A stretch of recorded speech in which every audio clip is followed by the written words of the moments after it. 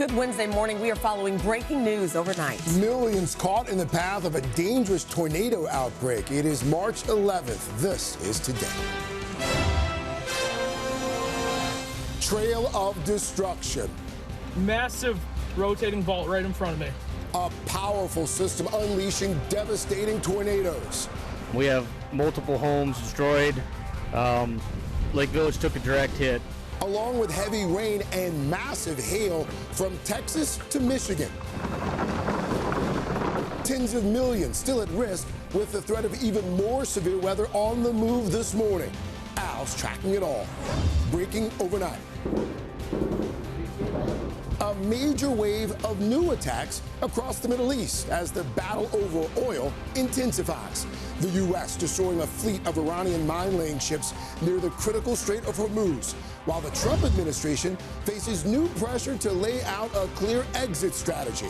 The defense secretary insisting it's the president's call. He gets to control the throttle. He's the one deciding. We're live in Washington and the region. Special election. The race to fill Marjorie Taylor Greene's House seat now heading to a runoff. A Trump-backed Republican set to face off against a Democratic Army veteran in a crucial clash. We'll have the very latest. Likes and lives. The head of Instagram testifying at a high-stakes social media trial, defending his company and rejecting claims it's putting profits ahead of children. We would make changes that would mean that less people used Instagram or they use it for less time. This morning, what he wants all parents to know. Sneezing season. Ready or not, spring allergy season is here. Millions of Americans already coping with sniffling and itchy eyes, with the worst still to come. Straight ahead, where it could be really bad and where you can turn for some much needed relief. All that, plus music with a message. It's the next evolution, can't you see? AI actress Tilly Norwood dropping a new pop song and video singing the praises of artificial intelligence. AI's not the enemy, it's the key. This morning, how Tilly is pushing back against critics and the reaction it's getting in Hollywood and beyond. And Bam's very big night. You just never know what's in store. Yes, sir! How about some more? Miami Heat star Bam Adebayo erupting for 83 points, the second most in a game in NBA history. Here he comes again. He's a runaway man. We'll have the mini highlights from his unforgettable performance today, Wednesday, March 11th, 2026. From NBC News, this is Today with Savannah Guthrie and Greg Melton from Studio 1A in Rockefeller Plaza. And a very good morning to you. Welcome to Today. So happy you're starting your Wednesday with us. It is 7 a.m. there on the West Coast. Chanel is here while Savannah remains with her family. Good morning. Bam Adebayo, he had a night. 83 points, second most in NBA history. Goodness, how does one score 83 points? Not a lot of defense was played last night. A lot of fouling, too. But we'll have more on Bam coming up in just a few moments. All right, but first, our top story today, that overnight outbreak of severe weather. Right now, we want to show you a live look at just some of the damage. This is south of Chicago, in one of the towns that was hardest hit amid a series of tornadoes. At least 10 tornadoes reported overnight from Texas all the way to Illinois. Those severe storms also bringing torrential rain and baseball-sized hail. This morning, the threat is far from over. Nearly 70 million from the southern plains to the mid-Atlantic at risk through tonight. Meanwhile, out west where you are, heat is the big story there. Advisories stretching into the weekend with temperatures expected to hit record highs. We've got it all covered for you, including, of course, Al's full forecast, but we're going to start with NBC's Maggie Vespa. Maggie is in Kankakee, Illinois. Maggie, good morning to you. Hey, Craig, good morning. Yeah, you can see it's an absolute mess here, and it just shows how powerful these winds were. This massive tree was kind of ripped off of the majority of its trunk and then just tossed like a toy in front of, and also it seems in part on top of this house behind me. We want to be clear, we don't know if anyone was inside, we don't know if anyone was hurt, but new this morning, a sheriff in Indiana, just across the border here, confirms they have 2 people dead and several injured in the wake of this widespread, violent storm system. Tornado down. It's on the ground. This morning, people waking up to a mess in the Midwest. Destructive tornadoes tearing across parts of Indiana and Illinois. Massive rotating vault right in front of me. As storms swept through the entire region. You can see, looking south right now, just how ominous that sky looks. We have extensive damage to several buildings that are being reported. Vehicles racing out of the path of this twister on the road. A large tornado slamming into Kankakee County, Illinois, about 55 miles south of Chicago, leaving behind a wide path of destruction. We've got to get in our safe place, gathered my 2 dogs, the cat, and we took cover. The sheriff's office there urging residents to limit travel so first responders can assess the damage, including many trees and power lines that were ripped completely out of the ground. Obviously, wires down, poles down. Golf ball-sized hail falling from Texas to Illinois. Meanwhile, in the Northeast, the story was heat. Several temperature records were set on Tuesday, including in New York's Central Park, where it was 80 degrees, the earliest that's happened in more than half a century. So back here to this system that wreaked havoc across the Midwest and beyond. Again, we're tracking at least 10 reported tornadoes from Texas through Indiana. And for what it's worth, peak tornado season historically doesn't even start until April, Craig. All right, Maggie Vespa there from Illinois. Maggie, thank you. All right, let's bring in Al because this outbreak of severe weather is still unfolding. Good morning. That's right. Good morning, guys, and good morning to you. That record warm weather is part of the problem. That's why we're seeing these strong storms. And take a look right now. We've got tornado watches up. We've also got some tornado warnings also embedded here from western Ohio all the way down into Illinois. Those tornado watches last until 12 Central Time. Today and tonight, this long severe line of storms stretching where higher risk possible in the Gulf states. So here's where we have a slight risk from Houston, New Orleans, all the way up to Charleston, Washington, D.C. But take a look at the tornado threat. This is what it looked last night. EF2 or greater, including Washington, just south of Cleveland. Also Little Rock, Jackson, Houston. We could be looking at EF2 or stronger. We could also see wind gusts of up to 75 miles per hour. Now tomorrow, beneficial rain through the southeast. Cooler air, though, will be settling in with this. We do look for the heaviest rain to be centered down into the southern Mississippi River Valley with anywhere from 1 to 3 inches of rain. And again, the big problem with this was these record-setting temperatures. We set records in Boston, New York, Philadelphia, Elkins, Altoona. You head down south, Charleston. Look at this, Greensboro, Norfolk, and Elizabeth City, all with temperatures in the 80s. These will be dropping, guys, over the next 24 hours. But in the meantime, another 24 hours of very severe weather. Okay. I will come back to you in just a few moments. Thank you. To the Middle East we go now, and the expanding war with Iran. There have been renewed attacks from both sides across the region overnight amid a major focus on the Strait of Hormuz. The U.S. destroying 16 Iranian mine-laying ships near the vital channel. That channel, of course, the channel through which 20% of the world's oil must pass. We have 2 reports this morning. We'll start with NBC's chief foreign correspondent, Richard Engel. Richard, good morning. Good morning, Craig. Iranians are describing some of the most intense bombardments so far, and there's a growing number of media reports that Iran's new supreme leader, Ayatollah Mojtaba Khamenei, was injured. He has not been seen since he was appointed supreme leader, and the injuries are described as having taken place in the early days of the war. Witnesses in Iran say U.S. and Israeli strikes are now almost non-stop, and that the air is black and difficult to breathe from all the caustic smoke. The conflict President Trump called an excursion is also rapidly becoming a war at sea over oil and trade.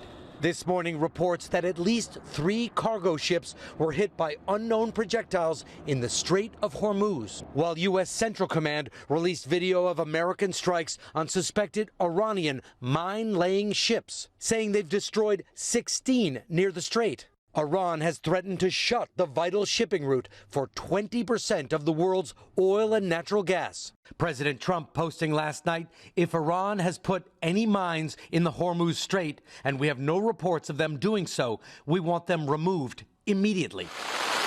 While President Trump has promised a quick victory, saying most of Iran's leadership and weapons have been decimated, Iran is proving to be resilient and adaptive, consistently firing at Gulf countries and again at Israel overnight, and deploying new, harder-to-stop missiles. Iran is now using cluster munitions, and this is one of them. This long tube was the fuel cell of an Iranian ballistic missile, and here was the warhead. And the way these cluster munitions work is in midair, the warhead opens and drops between 50 to 100 of these smaller bomblets, which then explode over a large area.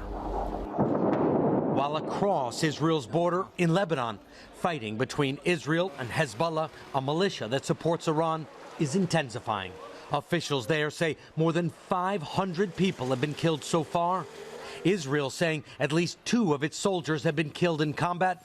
Lebanese officials say more than 750,000 civilians have been displaced from their homes.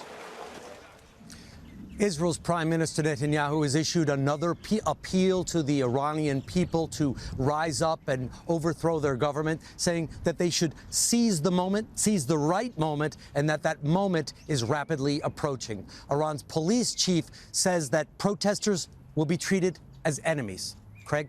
Our chief foreign correspondent, Richard Ingleforth, there in Jerusalem. Richard, thank you. With the fighting still raging and oil and gas prices continuing to surge, the Trump administration is facing growing questions about the war and when it will end. NBC's chief White House correspondent, Peter Alexander, has that part of the story. Peter, good morning.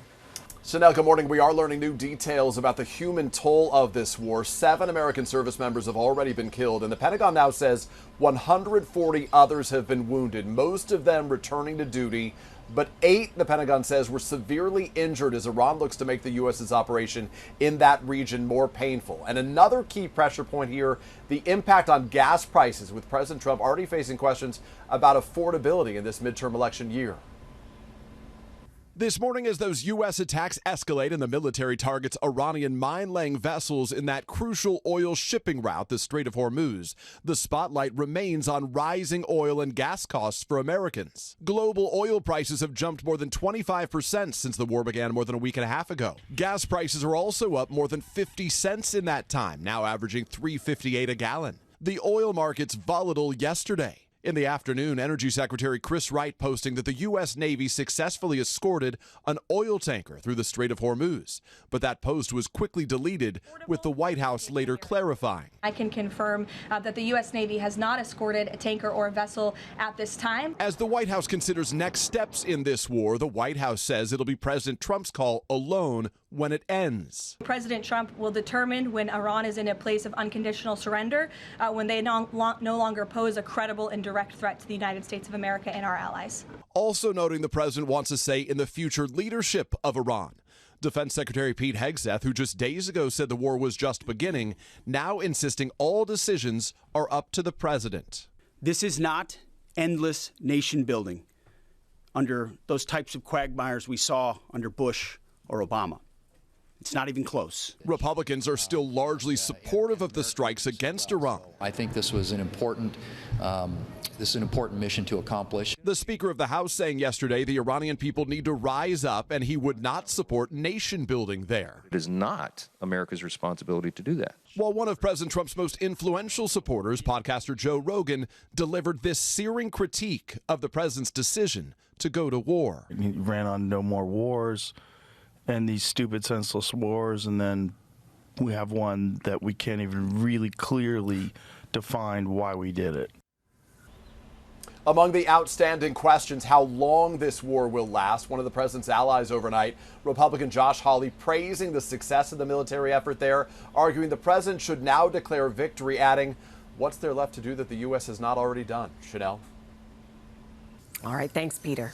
Now to that closely watched special election in Georgia to fill former Congresswoman Marjorie Taylor Greene's vacant seat in the House. Voters in the mostly rural northwest part of the state heading to the polls to decide her replacement. NBC's Aaron Gilchrist joins us now from Rome, Georgia, with the overnight results. Aaron, good morning. Hey, Greg, good morning. This was considered a critical race as Republicans try to hold on to their slim majority in the House, and Democrats target a number of hard-line Republicans in races where they're trying to gain some traction, people who have molded themselves like Marjorie Taylor Greene. But nobody won a majority of the votes overnight, and that means we are officially headed toward a runoff election next month. The race has now narrowed down to two candidates, though, Clay Fuller and Sean Harris, from a very crowded field. President Trump, who won this district by 37 points in 2024, he's endorsed Clay Fuller, a former district attorney. He's called the endorsement from President Trump rocket fuel for his campaign. And set to face off against Fuller is Democrat Sean Harris, a retired Army general and a prolific fundraiser. He's raked in more than $4 million in donations. That's from around the country. Now, I've been here for a couple of days, and as I've talked to Republican voters about Greene, they seem to have moved on from her, really, since her fallout with President Trump. They are trying to keep their support behind the president. We know that the winner of the runoff will serve the remainder of Greene's term until early next year. Craig? All right, Aaron Gilchrist for us there in Georgia. Aaron, thank you. We have more to get to, including some giants of social media back in the spotlight. The head of Instagram now taking the stand at a landmark trial in New Mexico, one of two closely followed cases accusing Meta of creating products that put children at risk. NBC's senior legal correspondent Laura Jarrett is here with the latest. Good morning to you, Laura. Chanel, good morning to you as well. The head of Instagram in the hot seat once again, except this time it's the defense team that actually called him to the stand as the company tries to fight off allegations it is putting profits over the safety of kids. Instagram head Adam Mosseri taking the stand in Meta's defense, pushing back as prosecutors in New Mexico try to convince a jury the company has failed to protect kids from online predators. Mosseri touting Instagram's safety measures, but acknowledging the system isn't perfect. Even though Meta says it doesn't allow child exploitation content, does some content like that make it onto Meta's apps? Yes. Is that acceptable to Meta? We're not happy about it, but we're also honest about the fact that some will happen and very committed to finding it and removing it as quickly as possible. The Instagram boss called to the stand by lawyers for Meta, the parent company of Facebook, Instagram, and WhatsApp, in what could be a major inflection point for some of the country's most popular platforms. Mosseri telling the jury Meta CEO Mark Zuckerberg supported new safety features like teen accounts, even though it hurt the company's bottom line. We would make changes that would mean that less people used Instagram or they use it for less time. This testimony coming 1 week after prosecutors played old deposition tapes from both Mosseri and Zuckerberg, who said Meta shouldn't be blamed for criminal activity. But New Mexico Attorney General Raul Torres, who brought the lawsuit, argues the company has to do more. The fundamental thing that we are trying to get across is that Meta's platforms facilitate and amplify predatory behavior.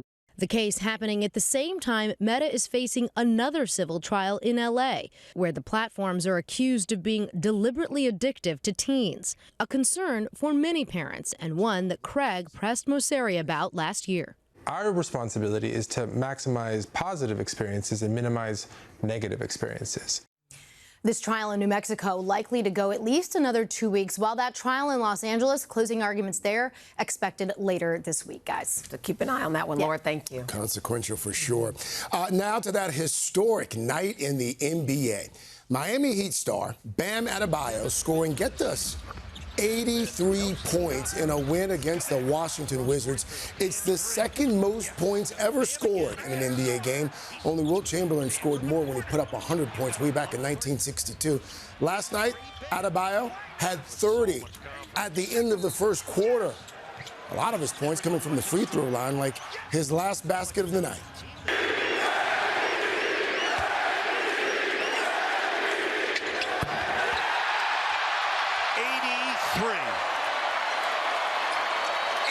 83 points for Bam Adebayo. He will come out of the game and hear it from the crowd. goodness. Adebayo passing Kobe Bryant, who scored 81 points 20 years ago. Bam getting mobbed by teammates there after the game, but perhaps that was the sweetest moment that came when his mother, who was in the crowd last night, came out, gave him a huge hug. 83 points. He was 36 of 43 from the free throw line. 36 points a night. A lot of folks are never going to forget there in Miami, although Anthony made a decent point there behind what camera, I forget what. Oh, he's right. He's he's back there. I just heard his laughter. Wilt Chamberlain, back when Wilt put up 100, yes, they didn't have three-pointers. So, not to diminish 83 points. Put a little perspective. Yes. Still. So. Okay. And isn't the Washington Wizards, aren't they the team that play the Harlem Globetrotters? they last night they looked like that team, didn't they? Yeah, not a lot of defense. Anyway, again, severe storms today from the Ohio River Valley all the way down to the Gulf. Very windy out west. Heavy rain and snow moving into the coastal Pacific Northwest. We're going to get to your local forecast coming up in the next 30 seconds. Look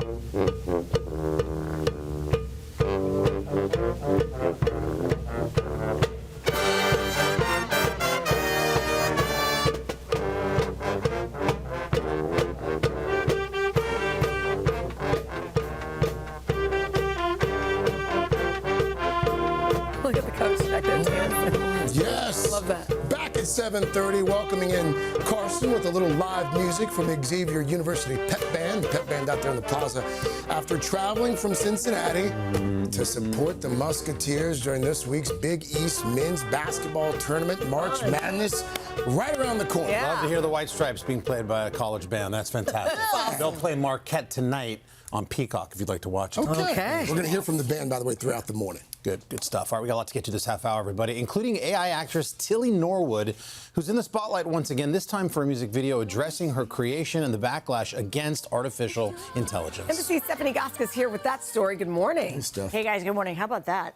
Right? I mean, the song Take the Lead is based off a recent essay written by Ellen Vandervelden, Tilly Norwood's creator. She urges actors and creators to embrace AI for their own benefit.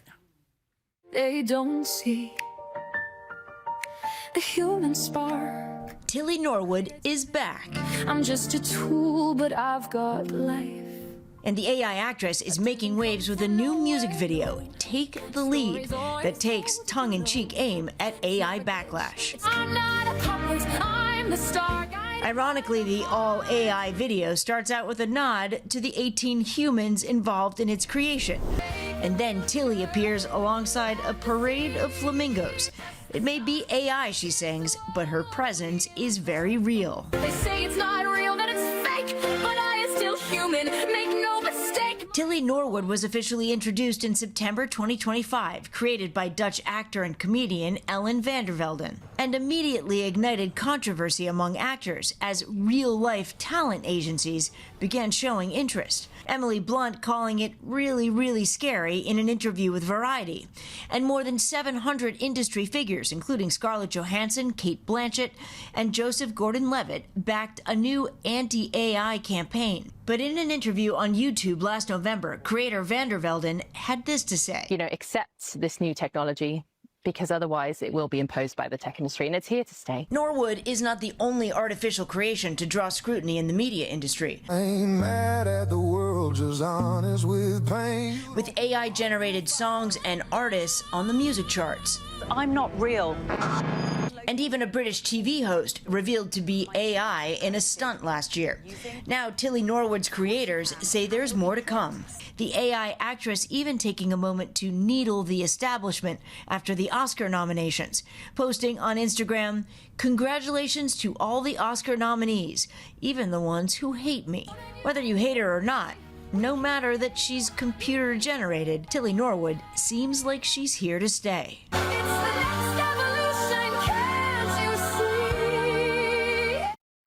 Okay.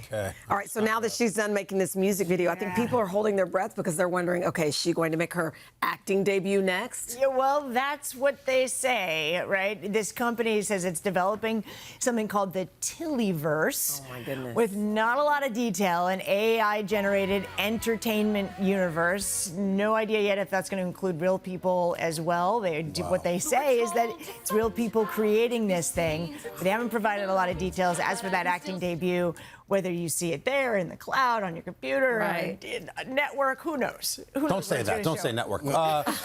We had an expert on who was telling us how you can tell videos are real or fake. And one of the clues was the length of the video, 15 seconds or less, because AI-generated videos are so expensive. When you see a long-form video like that, what does that tell us? I couldn't tell the difference. I don't know if there are a lot of people out there who could. Well, I think that's also the thing. If this is where we are now, as the technology improves 5 years from now, 3 years from I'm now. sitting here thinking, is that really you, Craig? I can assure you, this mediocrity, this is real. This is real. But it's true. I mean, it's just a matter of time before it just continues to get better and better and better. It's already hard to tell. That's right. We are going to have to figure out how to work with it as a society and how the economy is going to have to adapt. Right, what if kids love Tilly and they want to support her financially? Now she's got to get an agent. Not my kids. The money's going to be flowing.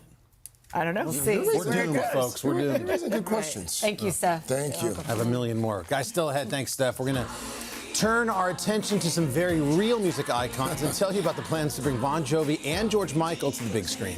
Also here, IRL, Dr. Natalie Azar, because listen, if you're already sniffling and sneezing, you are not alone. Dr. Azar standing by with everything you need to know about the really early start to spring allergy season and some easy ways to get relief. We'll do that right after this.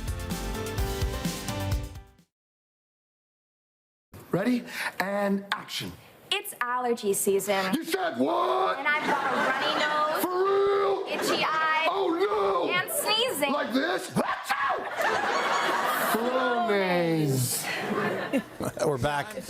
And you heard it right there from our friends at SNL. Allergy season is indeed ramping up with more than a week to go, even before spring's official arrival. A lot of folks are already coping with frustrating symptoms, runny noses, sneezing, itchy eyes. Here to help us get some relief, NBC News medical contributor, Dr. Natalie Azar. Dr. Nat, good to see you. Morning. Good morning. Good morning. Hey, listen, I've had allergies for 25, 30 years, most of my life. It does seem as if every year it starts earlier. Every year it seems to get just a little bit worse. Yes, you're not imagining it. Okay. So listen, look at this data. Since 1970, pollen season, allergy season, has started 20 days earlier. Pollen concentrations are 21% higher, and the pollen that's out there is even more potent, more allergenic, as we say. The reason why, of course, is because of climate change. We have warmer, wetter winters. That means that plants are blooming earlier. And also, what's kind of interesting is that warm weather will trap the heat in urban areas. That increases pollution, and that also leads to more pollen. So it's kind of like a double, triple whammy. So then with that said, I'm sitting here thinking about this crazy winter that we've had across the country. How will that impact then allergies this year? So historically, Chanel, the Southeast tends to have pretty bad seasons because they have warmer climates, and so they're going to bloom earlier. But last year, the West actually had quite a bit of a spike in both grass and weed pollen. And we have something new for everybody this morning. Have you heard of snow mold? No. Oh, okay. So here in the Northeast, we got pictures. Yeah, isn't that lovely with your Visuals. breakfast? So what happens when it snows, and Al probably knows this. Al? Yeah. He doesn't know this. Okay, so when you have snow, this heavy, wet snow that lays on the ground before it freezes, mold can form on the grass, and then when the snow melts, you can actually become allergic to the mold in your grass. So when you're outdoors, like doing like yard work and things like that, yeah. Wow. Isn't that nuts? You that learn is something crazy. new every day. How do you help people? How do you minimize some of the impact of all this? Right. So look, I mean, some of the things, and I think these are so important, before you even get to medications, there are things that you can do at home starting today. The biggest thing, think about it, if pollen can't get into your nose or your eyes or your mouth, you're going to be protected. So things like wearing a mask, wearing sunglasses, wearing hats. Look up your pollen count. You can do that. Plan accordingly. Don't exercise first thing in the morning. Take off your clothes, shoes when you come inside. Wipe down your pets. You want to take off your dirty laundry in the laundry room, not in the bedroom where you're sleeping. And here's what's really important. Allergy season basically starts around Valentine's Day. So we're already a couple of weeks in. We recommend that that people start taking their allergy medicines a couple weeks before allergy season even starts. That includes oral antihistamines, those steroid nasal sprays. You should already be doing those every single day. Are the pills and the sprays equally effective? So they're different, right? I mean, the oral antihistamine, remember, is releasing that is helping to block the histamine release. Okay. The nasal spray, the steroid nasal spray, is helping to reduce congestion in the nose. But remember, you could use antihistamines also. There's eye drops, and if all else fails, Craig, you see the allergist. Yeah, you can get immunotherapy. I tried that. I don't like you the did? shots, no. There's also medicines This is not your there's personal also like consultation. But it always is. It always is. I feel like I'm interrupting. I need to close the door and let him talk to the doctor. I just sit here on the rocket. She's here, we might as well get our money's worth out of her, right? You are the oldest 47-year-old I've ever met. Dr. Natek, you're going to come back for the third hour. Just for you. Come back for Craig, Just for please. you. Send me a bill. Send me a bill. They say wrap, but Craig's got 10 more questions for us. I know. I'm ready. During the break. Mr. Roker, what you working on? All right. Well, again, as Natalie talked about, it's all this warm weather we've been seeing. This is the last really warm day in the east. We're going to see Teterboro at 78 degrees, Norfolk 86, but look at Chicago, 39 degrees. That cooler air is heading this way. New Orleans 85 degrees. For tomorrow, still warm right along the coast, but then Columbus, Knoxville, Lafayette, all coming down with those temperatures. You can see we're back to normal. Boston by the weekend, upper 40s. Baltimore in the mid-50s in Cincinnati by Sunday, 72. But look out west, Los Angeles, temperatures in the 90s, 80s in San Diego, Yuma, Arizona, temperatures in the 90s as well. Same for Phoenix, and it's going to stay that way well into next week, whereas cooler here in the eastern half of the country. That's what's going on around the country. Here's what's happening in your neck of the woods. That's your latest weather. Hashtag PSSP. That's what AI is good for, answering all your allergy questions. Yeah. All right, let's make the PSSP a double. We're going to start off with this 1980s pop hit. Oh, baby, I reconsider my foolish notion. Well, I need someone to hold me, but I wait for something more. Yes, I gotta have faith. That, of course, is the late, great music icon George Michael bringing his faith to the big screen. There's a concert film in the works taking the Grammy winner's 1988 Faith tour to theaters. The film set to use long-lost footage of a then 24-year-old, a previously unheard 18-track live album also set to drop with the film's theatrical release. Guys, we're not done. It's an 80s doubleheader. There's also a new biopic in the works based on this New Jersey-born legend.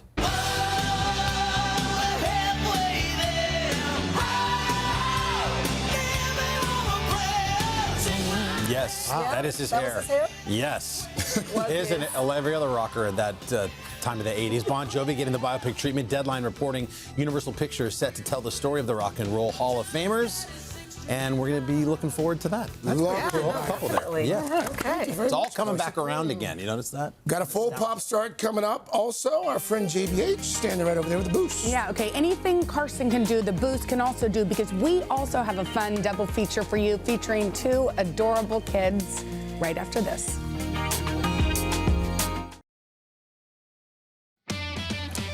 We're about 7:51 with the happiest time of the morning, the boost. Let's boost it. Okay, I've got a double scoop boost for you. First, if anyone needs some gym inspo today, take a look at this Taekwondo toddler.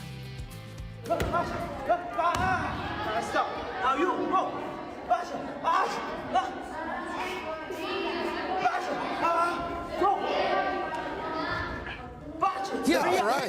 Yes. So cute. I love yes. Oh, don't you feel like we're going to be watching him compete? We're like, oh, he's so Imagine if he sticks with it from that I know. He's going to be a phenom. Okay, for our second boost, here's another kid who loves showing off his muscles. My God! Here, flip that over. There's a lot of muscles! I love muscles! I mean, I feel like very few kids have yelled that I love muscles. I think it's the first time a kid has ever yelled, I love muscles. I wish, like, our kids had that type of palate. I know. I love right? that. That was good. Good double boost there. You did it. All right, coming up, we're heading to the place that I'd like to be right about now. Beautiful TPC Sawgrass. Oh, man. The Players' Championship. Look at that site there, 17. That is a beautiful thing, folks. Stop drooling. We'll go live there. First, quick check your local news. Changed. It did. And Your weather. eyes That's my happy place. It dropped. My happy place. Right. You just got my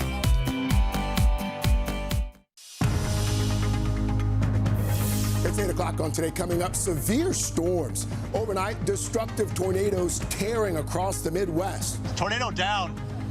It's on the ground. And the threat far from over, with tens of millions on watch through tonight. Al's got your full forecast. Then, new warning. The FDA issuing an alert this morning about popular weight loss drugs, Ozempic and Wegovy. The potential negative side effect you may not know about. And party on. Just ahead, our deep dive on the return of watch parties. I am, and I always have been.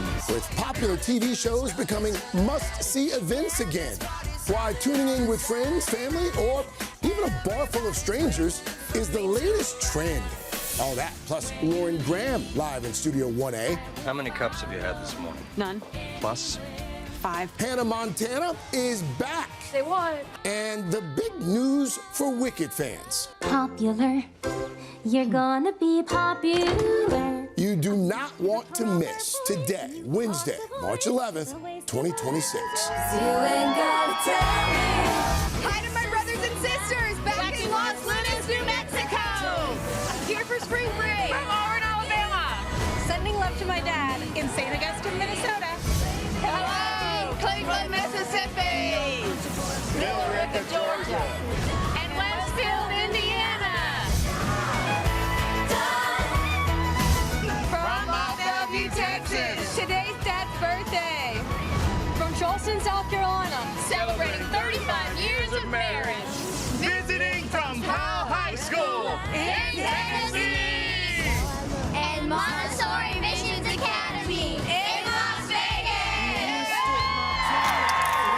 And welcome back to Today on this Wednesday morning. So happy you've decided to spend some of it with us. Those folks are so excited to jump up and down.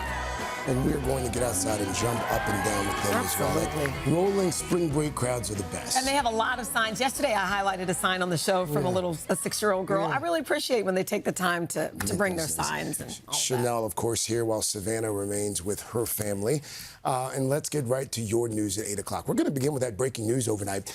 Devastating tornadoes leaving a trail of destruction from Texas all the way to Illinois. And the threat of severe weather not over yet. We're going to check in with Al in just a moment. First, though, NBC's Maggie Vespa is in hard-hit Kankakee, Illinois. Maggie, good morning. Craig, good morning. And this just shows you how jarring storm assessment can be on a morning like this. At 7 a.m., right, we showed you this tree down mostly in front of this house behind it. But now walk with me and we're going to push in here. By the light of day, we can now see in the background there that house completely leveled. We couldn't see that at 7 a.m. You can see the cinder block foundation exposed. It's just ripped to shreds. I want to be clear, we don't know if anyone in this area was injured, but this was a widespread storm system, and we have jarring video from across the area. That tornado that hit near here, we have drivers dodging that. You can see in some video on a roadway. 10 reported twisters between Texas, Illinois, and Indiana, and we saw golf ball to baseball-sized hail falling in those states. I mentioned Indiana just this morning, new this morning, a sheriff there confirming they actually have 2 fatalities as a result of these storms, and they also said several injuries. We don't know how many exactly at this hour. And to that end, authorities are pleading with people in that area, and we're seeing this here as well, to stay off the roads if you don't have to be driving, to let first responders get to the damage, assess damage, get to those who are injured, and also in part try to restore power. We have power lines across the region kind of ripped out, in some cases ripped out of the ground and tore down. And that's definitely the case here. Just to my left over here, we have a power line torn out on this road. They're blocking traffic right now, keeping people from getting back to these houses back here. Again, you can see just how severe the damage is in the area in the wake of this widespread system. Craig. Maggie Vespa. Maggie, thank you. My goodness, the threat of severe weather isn't over. Al, you're back with, show us where the trouble spots are today. Okay, thanks, guys. And good morning, everybody. In fact, we're looking right now, central Arkansas. We've got tornado warnings, severe thunderstorm warnings up as well. And we've also got tornado watches up for a good portion from western Ohio on into southern Illinois. Tornado watches until 12 noon Central Time. We're going to be watching that very closely. In fact, we've got a risk for 67 million people from the mid-Atlantic states, parts of the Midwest, and all the way down to the Gulf for damaging winds, wind gusts of 75 miles per hour. But the big danger EF2 tornadoes, a possibility, Pittsburgh, Roanoke, Charleston, Washington, D.C., and then down to the south from Houston, Tupelo, New Orleans, and Montgomery, Alabama. This is going to be a very volatile situation. We're going to be looking at anywhere from 1 to 2 inches of rain, some even areas even more as you get down into the lower Mississippi River Valley. This was all exacerbated by that record-setting temperatures, those temperatures yesterday in 76 in Albany, 80 in Central Park, Elkins, West Virginia, 78 degrees, and you can see those records extending all the way down to the south. You add that, the humidity and that cold air slamming into it, that's why we've had this severe weather coming, guys. All right, we'll come back to you in just a few moments. Thank you. Meanwhile, we turn to the ongoing war in the Middle East. The United States and Israel treating more strikes with Iran overnight as the fighting entered its 12th day. The impact also being felt right here at home as well as oil and gas prices continue to surge. NBC's chief White House correspondent Peter Alexander joins us now with the very latest on that. Peter, good morning. Craig, good morning to you. The latest showdown in that region is over that vital shipping route, what's called the Strait of Hormuz, a crucial channel for about 20% of the world's oil and natural gas. This morning, reports that at least 3 cargo ships were hit by unknown projectiles there. And the U.S. military just released some video of American strikes on suspected Iranian mine-laying ships, saying that they have destroyed 16 of them near the strait. President Trump posting last night, if Iran has put out any mines in the Hormuz Strait, and we have no reports of them doing so, he says, we want them removed immediately. We are also learning new details about the human toll of this war. 7 American service members have already been killed. The Pentagon now says 140 others have been wounded, most of them returning to duty, but 8, the Pentagon says, were severely injured as Iran looks to make the U.S.'s operation in that region more painful. And as the Trump administration eyes next steps in this war, the White House has now made clear it will be the president's call alone when it ends, insisting President Trump will be the one to determine when Iran is in a place of unconditional surrender. Craig, one other piece of news we're just learning just this morning, D.C. police report that a van drove through a barricade at one of the entrances here near the White House. No one was hurt. The driver, we are told, was detained, and the Secret Service says it is being investigated. Craig? All right. Well, Peter Alexander, there was some breaking news for us. Peter, thank you. The FDA has issued a warning letter to the maker of Ozempic and Wegovy. The agency says Novo Nordisk failed to report potential side effects in patients who took its blockbuster medications. The FDA cited 3 deaths among the patients, including one who died by suicide. The agency says the company did not report the deaths within the agency's required time frame, and that it also failed to investigate or report the suicide. In a statement, Novo Nordisk said it has been working diligently to address the FDA's concerns. Hawaii's Kilauea volcano is at it once again, putting on quite the spectacular show. Take a look here. The volcano shooting fountains of lava more than 1,000 feet in the air at one point. The USGS, that's the United States Geological Survey, assigning its highest volcano warning level to residents on the Big Island. Nearby roads had to be shut down at one point. This is just the latest flare-up for an eruption that started way back in December of 2024. It's beautiful and scary at the same time. A free show. You know? A free show. It's beautiful. All right. Much more ahead. Carson. Guys, we are meticulously crafting a loaded pop start, including your first look at Miley Cyrus channeling her inner Hannah Montana for the first time in 15 years. Talk to you. First, though, if you have gathered with family, friends, maybe even complete strangers to watch the latest hit shows, you're not alone. In fact, you're on trend. Joe Fryer here with a look at why, even in this age of streaming, watch parties are back on the rise. But first, quick check of these messages.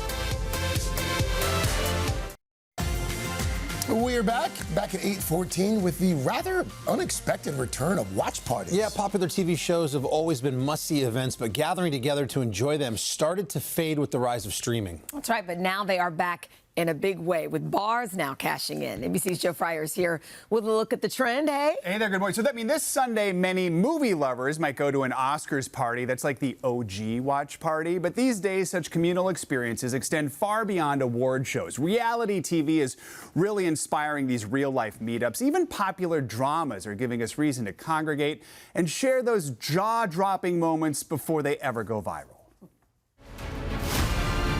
I am, and I always have been. If you're gonna immerse yourself in traitors, you might as well make some friends. is. We should be able to go to the bar and watch reality TV like it's sports. As Variety reported this month, TV watch parties are having a renaissance, with more and more bars hosting weekly conclaves for the trendiest shows. Welcome to Survivor 50. From the island of Survivor to the island of love. What better way to experience those viral moments? I'm a mom. Mamacita. One recent survey found 42% of Americans show interest in these communal viewing experiences. And for young adults age 18 to 29, that number jumps to 58%. So people hear watch party and they might think, is that still a thing? Yeah. Yes, it is. Maddie Bible runs Reality Bar, which hosts such soirees at venues across Los Angeles. It is nothing short of magical being in a room of people yelling at the TV together. For nearly 3 years now, she has produced parties for all kinds of reality shows, including The Bachelor and its offspring, The Real Housewives of Salt Lake City and Beverly Hills, and The Secret Lives of Mormon Wives. I've seen a lot of community starting to get built, which is really awesome. It only makes sense after emerging from the lonely days of COVID lockdowns. Instead of binging a rapid-fire succession of shows in one sitting, we long to savor each series, enjoying them with others. I think in 2026, we're kind of lacking the community vibe. Podcaster Rhea Hensler organized her own watch party for the Traitors finale in Houston. I feel like it was so much fun to be around people who shared the same love for the show. The trend harkens back to the days of appointment TV. Kelly Clarkson. When we marked our calendars to learn who won American Idol. Sorry, we're closed. Or watch the finale of a beloved sitcom like Cheers or Seinfeld. We'll be out in a year. And then we'll be back. When that episode aired in 1998, loyal fans actually did gather to watch in Times Square. Chantel, you both stay. For years, RuPaul's Drag Race has been a watch party staple at gay bars nationwide. Now the list is growing. Conrad, I choose you. Expanding to dramas like The Summer I Turned Pretty. And of course, heated rivalry. I'm coming to the cottage. Turning TV into a spectator sport, best seen at a party. This is also a boon for bars hosting these events, especially coming out of COVID. Bible says many are planning watch parties on Mondays, Tuesdays, and Wednesdays if possible, nights that are typically slower. And then those videos people post on social media are basically free advertising for the businesses. So a win-win there. I love anything that brings people together, you know? Have you done a watch party like recently or in the past? Back in the day, we used to do Melrose Place. Remember that was on? Oh, that's in the a late good 90s, one. There used to be big watch parties. Heather Locklear. That's where all the girls were, so me and my friends would go. That makes more sense. Okay. That's a good I love one. it. I think it's a great idea. Absolutely. Yeah. Thank All right, you, thank you, Joe. Joe, thanks. All right. Everyone watches when Al delivers his forecast. It'll be great to have bars open up for breakfast to do a Today Show watch party. That's maybe we should do that We do one a morning. brunch. We do a little buffet. Let's call shots across the street. Here's There what's we happening go. in your neck of the woods. You take a shot. That's right, over at 5 acres. We'll do it over at 5 acres. That's a great idea. Come on, we'll do the show from there. It'll be fantastic. Anyway, a lot of severe weather in the eastern half of the country. We're watching that very closely. Very windy out west. Look for heavy rain and snow in the Pacific Northwest. That's what's going on around the country. Here's what's happening in your neck of the woods.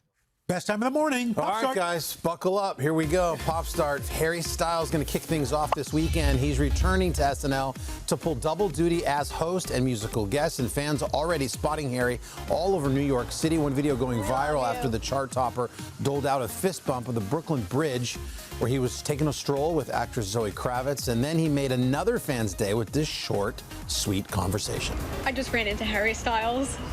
I'm in the Lower East Side. I have no plans today. I don't even have a destination, but I was like, I'm just gonna go. And I have his song playing in my ear, Coming Up Roses, from his new album. And then all of a sudden, Zoe Kravitz and Harry Styles. Then I slowly take my headphone out. I'm like, hey, you're in my ears as we speak, or I'm listening to you as we speak. And as then I looked back up from my phone, he had walked back towards me with his hand out, and he was like, thanks so much, what's your name? Shook his hand. Hand was so soft, by the way. She said she didn't have anything to do. Wow. We got a lot of that, huh? I long to be like, you know what? I just want to go outside and walk around. Yeah. Like that's just wherever life takes me. Probably a lot of into Harry Styles. young girls are going to go down to the down to Soho or something today, try and run into Harry Styles. Next up, She just ran into Craig and I. That's right. we're going to switch gears to Miley Cyrus now, the singer celebrating the role that made her a household name in the first trailer for the Hannah Montana 20th anniversary special. Already getting emotional. Wow. This show defined her generation. This anniversary is for them, it's for us. This feels like home to me. This is life. Say that again, Jenna? Well, I love that she owns it, right? Yeah. Sometimes young actors don't want to go own their back. First project. I always love that about Henry Winkler whenever he's here. Yes. Because the Fonz, but he owns it, you know? Yeah. He'll give Don't you an run A. away from the role that made you. That's right. Right, exactly. That show is a cultural touchstone. Yeah, for sure. That anniversary special, by the way, is set to premiere on March 24th. Next up, Bruno Mars. He just might be breaking some career records thanks to this recent hit. Hey, Mr. DJ. Play a song of this pretty little lady. 'Cause if she dances good as she look right now, I just might make her my baby. Harry Styles. A five-part harmony going on here on the Pop Star Couch. Bruno's single, I Just Might, from his latest album. It's great. The Romantic. Guys, it's helping Mr. Mars with all the charts. Billboard revealing now he's singing #1 on the Hot 100, the Album 200, and Artist 100 music list. Let's see if we can get some of that chart-topping music to our plaza. Let's go, Bruno. Let's have a little watch party with Bruno Mars out here. Bring the hooligans. Come on out. We're all going to wear that outfit. That would be If you incredible. come, we will. I would. Next up, Jelly Roll, the country crossover artist, just marked a major milestone in Nashville, making his Grand Ole Opry debut last night and giving his family a very nice shout out, including these great words for his mom, who was down in the audience.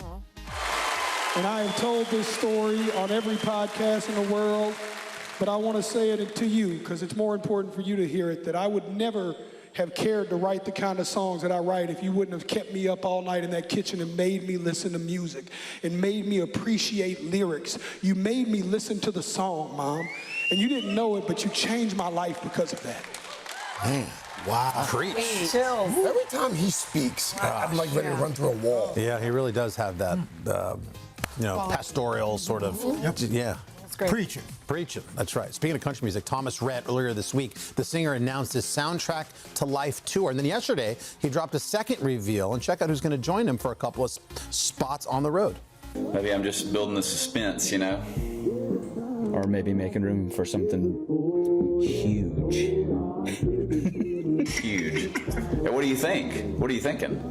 I'm thinking 2 headliners instead of 1. Well, where in Nashville should we play? I'm thinking me and you, Geodis Park, Hershey Park Stadium. Yes. You know, like the 2 of us. And you would do that with me? Absolutely. Can you imagine it? We should have done this a long time ago. You should. Thomas and Niall together again, this time Hershey, PA, and Nashville. A few years ago, they teamed up at a country festival in the UK.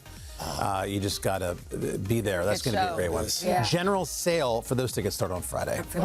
All right, next up, Wicked. We've got a sneak peek on a new prequel book telling the origin story of this popular character. And with an assist from me to be who you'll be instead of dreary who you were. Well, there's nothing that can stop you from becoming popular. Lar. The Good Witch is getting the prequel treatment in a sister story to Gregory Maguire's best-selling Elfie book. So here's a first look at the cover for Glinda, which is all about the pink-clad character before she became roommates with Elphaba Shiz. Yeah. Does that make sense? Way to set that up. Does that make sense? Yeah. Shiz is not a typo? No. Okay, good. So That many book right hits now. shelves this fall. All right. Finally, JBH Chanel, we're looking at you guys. Hey. We heard you stopped by our buddy Kelly Clarkson show recently, revealing your 2 dream guests. I'm not sure it's going to surprise anybody, but let's take a look. I'm closing my eyes and I'm thinking about Taylor Swift. Okay.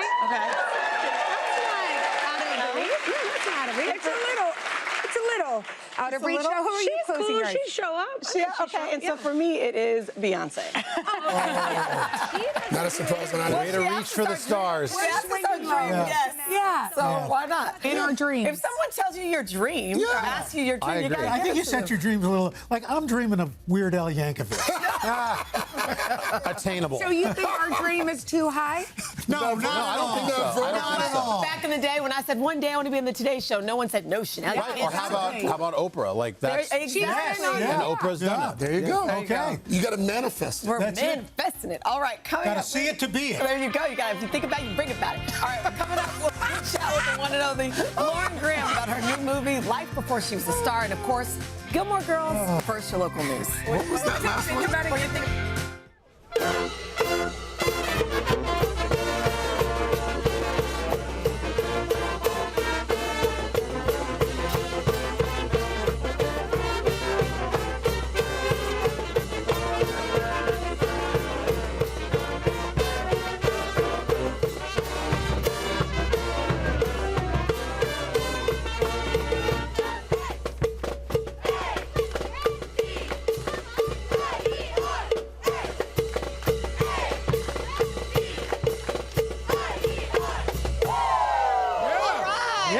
Come on. All right. Yes. Fantastic. Yes. Okay. Gave us some done. energy this Well morning. done. Back at 8:30 with more entertainment Xavier. from Xavier University Pep Band, bringing the energy to our plaza while they're in town for the Big East Men's Tournament. That's Great right. job, guys. Hoops action. Yes. Carson mentioned earlier the Hoops action. It tips off today. First round, streaming exclusively on Peacock. It's going to start at 4 p.m. Eastern when Butler takes on Providence before Xavier faces Marquette. Please, Luke. Please, please, please. How many cups have you had this morning? None. Plus? 5, but yours is better. You have a problem. Yes, I do. Junkie. Angel, you've got wings, baby.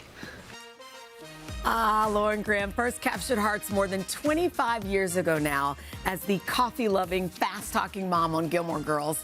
And the love for Lorelai has only grown. We were just talking about this ever since. Now, Lauren is starring in the new movie, Reminders of Him, based on a Colleen Hoover bestseller. She plays a woman who unexpectedly gets guardianship of her granddaughter. And while she's looking out for her best interest, the child's mom begins to re-enter the picture. Take a look. We can't trust her. I don't know. I don't think she'd do something like that. What do you mean? How would you know what she would do? We don't know what she's capable of. None of us know her, right? Maybe you should meet up with her, see what she has to say. What would she possibly have to say? No, she's got no rights. You know how hard this has been, okay? Lauren Graham, good morning. Good morning. So great to have you here. Nice to see you. Let's start with this latest project. It's a more serious role than some fans might be accustomed to, but people are really excited about this. Talk about what drew you to this role. It's so moving. It's really emotional. I was a fan of Colleen Hoover's books. I like how she kind of sees all sides of a story and presents a very compassionate worldview. So it was a challenge, but it was great. And then so many people love her books, and you're certainly an avid reader and a writer yourself. How was it behind the scenes working with the team to really bring this popular book to life, to the screen? Well, it was all women, which is pretty cool. My first movie directed by a woman, which was cool, and Colleen's first time adapting her own work into a screenplay. So it was very handy to have her there. If we had any questions, she knows her characters best, and yeah, it was a really heavy but fun thing to work on. Yep. Okay, so while I have you here, I can't believe that last year marked, I think, 25 years. I can't either. 25 years since Gilmore Girls. Did you ever imagine this show would still be so popular today? I was just telling her off camera, Carson even mentioned his daughter's wanting to come in this morning to meet you. Jenna was talking about it. Our kids are into it, Yeah. you know? Next time, I think they should be allowed to skip school. I do too. Carson, where are you? Next time, the girls should be allowed to skip school so they can come say Oh, great, thanks. I would never have predicted this at all. We were up against Friends, among other shows. We were very under the radar, and that it still is resonating today is just really a gift. It's really unexpected. What do you think it is that continues to resonate now? I think it's still that mother-daughter relationship people really enjoy, and it's a town that is kind of a beautiful, idyllic view of a small town, and the writing's really strong. So I was just reading, you and Gilmore's Girl creator, Amy Sherman Palladino, are also working on a book by chance? We are, and then I hear it's a work in progress. It's a work in progress. It's been a minute, right? Amy's in London, directing a movie, but yeah, we kind of, there's been so many other people talking about the show, and we kind of wanted to tell our story, and it'll be the encyclopedia of Gilmore Girls. I love that. Do you think there could be a reboot or maybe a movie, a revival, something? I do, because why not? Why not? Say it's possible. Yes. It is possible. Yes. Okay, so you've talked a bit about this chapter, the season that you're in your life, and this downtime. Tell me like where you think you are as far as like what you're looking forward to next, because you've had a beautiful range, really. Yeah. I look forward to, I loved this phone call about this movie. It was unexpected to be seen in kind of a different role, so that was really fun. I've taken up tennis. I'm terrible. Oh, wait, I really like it. Yeah, I think it's really fun to do things now that I have no hope of being any good, or I have no hope of succeeding. But I'm just really enjoying the practice of trying new things, and I'm writing a lot and reading. And I love that. Yeah. Okay, and you also like to cook. I do. And I hear you're a fan of Allison. I'm a fan of Allison Roman, who's right over here. She just happens to be here today. A meatball, So are you going to cook with us, or are you going to eat with us? I'm in a white jacket. What could go wrong? I mean, but of course. All right, well then stick around, okay, because we're going to cook coming up in just a bit. But remember, reminders of him from our sister company, Universal Pictures, is in theaters on Friday. And by the way, her co-star, Rudy Panko from Outer Banks, will be joining our third hour coming up today. All right, this morning on Today Food, chef and author Allison Roman is here, and check it out. Lauren Graham decided to join us with that white jacket on, making spaghetti. Brave with the meatballs here on the menu. Multiple best-selling cookbooks, a popular newsletter, a whole lot more. Allison always delivers delicious recipes to get you excited to be in the kitchen, and check out Allison's many fans. Well, Lauren is here. How did you guys meet, by the way? How did this friendship happen? We met through mutual friends. Yeah, like over margaritas. Through food, though? Are you a foodie? Yes, sure, but yes, we met at a Mexican restaurant having margaritas, which is pretty much where you can find me at any time. It's a margarita. Say no more. Yeah. All right, let's. What do we make? We're making goodbye meatballs. We're making goodbye meatballs. What is that? Is there a story behind the goodbye? The story was that I made them for someone that I was dating, and then they dumped me the next day. So, but it wasn't meatball related. Wow, you could have named them something a lot worse than goodbye meatballs. I know, but they birthed this recipe, which I think is honestly the best meatball I've ever had. And I know that sounds like hyperbole, and people like to say that, but I really mean it this way. All right, well, walk us through and put Lauren to work, please. Okay, I'm going to put Lauren to work, but I'm going to be mindful of the white jacket. I don't care. Okay, where do we start? I feel like the onion, people get a meatball and there's like big chunks of onion in there, and that's very unpleasant. So step one, make sure your onions are extremely finely chopped. But once you get there, I feel like that's the hardest part of this whole recipe. Is the onions? So if that freaks you out, just... Are those the onions like sweating down over there? That's a different onion. Okay, different. There's one onion, half goes in the meatball, half goes into the mixture. Okay. I think the best part of these meatballs is the ricotta. A lot of times there's recipes that like soak bread in milk, or there's some other stuff involved, but this is basically just ricotta, Parmesan, parsley, onion, garlic, eggs, and panko breadcrumbs. And the panko breadcrumbs need to sit for a bit to kind of soften. Like out?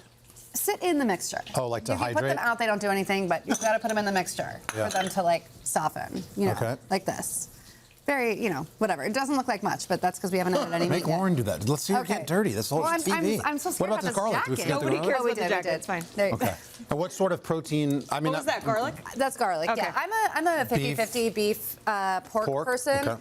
And basically, so after this mixture sits for a while, you're doing great. In like an hour, we'll have meatballs over here. So you basically add this to your meat mixture. And this is kind of like, taking the soft bread and putting it in here, except we used breadcrumbs because I don't there's have only one like way to mix all this thing. bread. Okay. There you Jesus. go. There's only one way to do this. Well, I love it because also you and I know that. I feel like to scoop meatballs, you don't need a scooper. You can just use your hands. And I feel like with all cooking, using your hands is actually the best tool. So, except when they're hot, don't do that. Oh, yeah. Okay, so when they're all mixed, here, I can't watch you do that. Are you?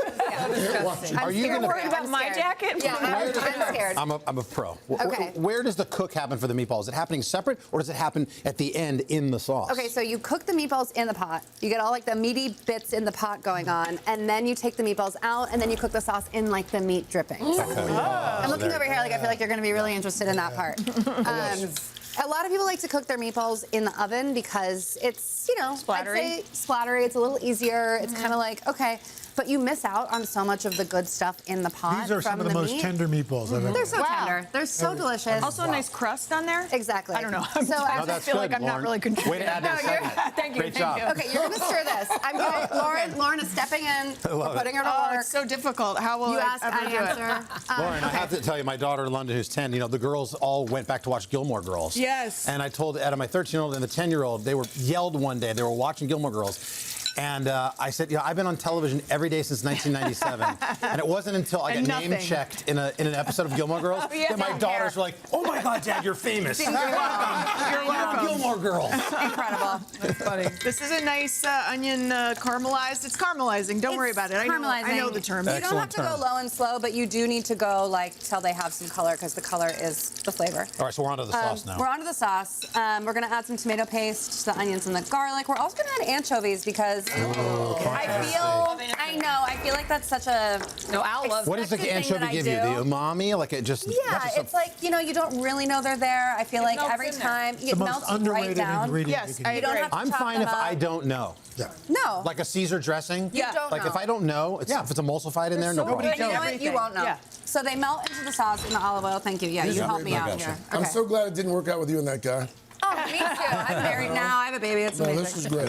It was years ago. We got meatballs out of that. I don't want to seem like I'm still hung up on it, but like the recipe really has outlasted the relationship. Let's Good. say All that. right. Good. Okay, so we're gonna add some water, tomatoes. Would you whole tomatoes there, like I do the like a Bianco? mix. You can use canned, you can use crushed, you can use a mix of But canned and paste crushed. and tomatoes both. Yeah, it's like triple tomato, Got it. basically. Okay, and then you add the tomatoes back to the sauce. Yep. They simmer in there. This is the kind of thing where, like, if you were to let this go for an hour longer than I say to, it would be totally fine.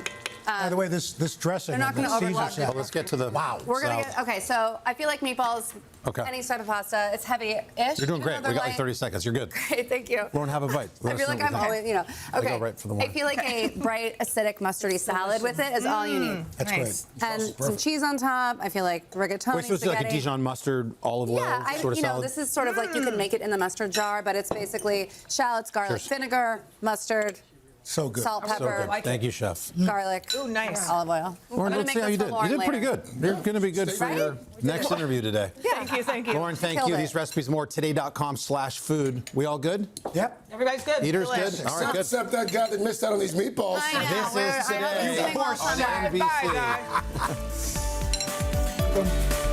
Thank you for being with me. Hey, thanks for watching. And don't forget, you can catch the Today Show every morning on NBC or take Today when you're on the go. Just follow the Today podcast on Apple Podcasts, Spotify, or wherever you listen.